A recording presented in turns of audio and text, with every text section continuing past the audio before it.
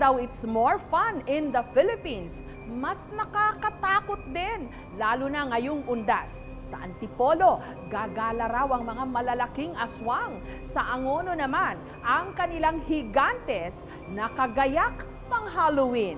Ang kanila raw pakay, patayin sa sindak ang mga turista. Dito sa Antipolo City, may nagkalat daw na mga aswang.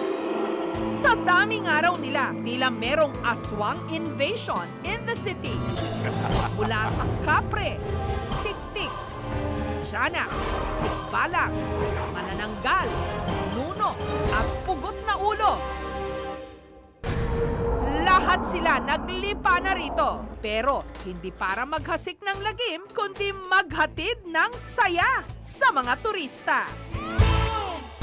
Ito ang Lores Spectacular Halloween event ng Antipolo, kung saan tampok ang mga kampo ng kadiliman sa ating Philippine mythology. Halloween events namin hindi lang entertaining, kundi educational din, hindi lang sa mga bata, sa mga katulad na rin natin na nakakalimot sa ganitong mga elements. Isa sa mga utak ng proyektong ito, miyembro ng grupong Artipolo, grupo ng mga artist na si Michael. Noon pa man daw, interesado na siya sa iba't ibang mga karakter sa ating Philippine mythology. Kaya na-drawing ko sila kasi para sabihin sa lahat na mayroon tayong mga halimaw. Hindi lang sa ibang bansa, kundi meron rin tayo na dapat natin tangkilikin. Mas naging interesado raw si Michael sa mga ito nung personal siyang nakaranas ng kababalaghan. Lalakad ako. Bawat ang tingin ko sa mga paligid, naghahanap ako ng gagamba.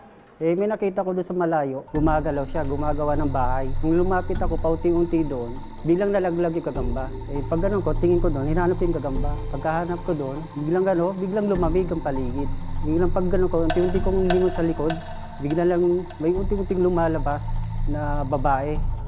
Sa paggawa ng mga aswang paper mache, merong nakatoka sa carpentry o yung pag-aayos sa pinakakatawan nito. Yes, yan yung parang hurmahan. May reference sila yan. So tapos yan, pabalutan ng chicken wire, tapos papel.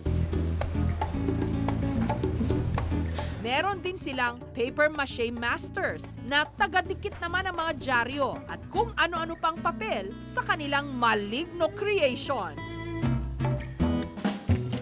At para mas maging makatotohanan, meron pa silang mga stylist at makeup artist, parang sa celebrities.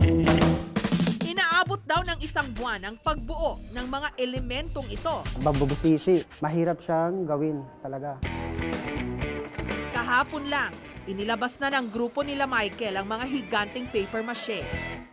Siyempre, ang mga miron, panayang selfie at groovy. Maganda po yung pagkakagawa niya. Very artistic po. Totoo. Sa bayan naman ng Angono, sa Rizal pa rin. Ang paandar nila ngayong undas.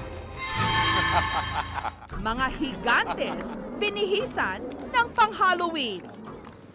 Nagmula raw sa salitang ang nuno, ang angono o yung mga elemento na mistulang duwente sa punso.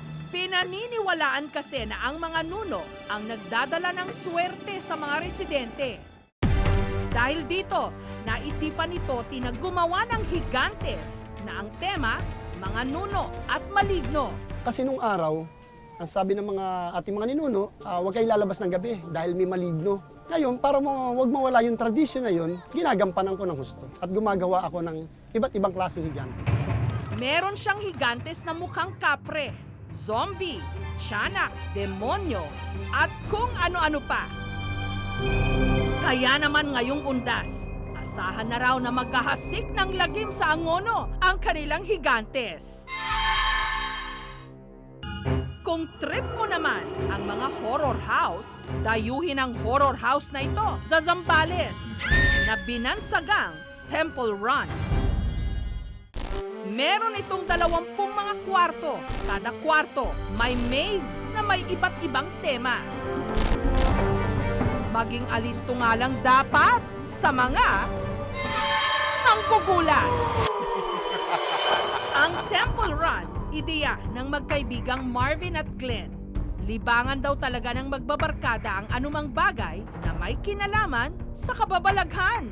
Hilig na talaga naming manood ng mga horror story sa TV. At na-approach ko si Kuya Marvin na, Kuya Marvs, gawa tayo ng sarili nating horror house kasi una, matutulungan natin yung tourism sa bayan natin kasi maraming tao yan na manunood.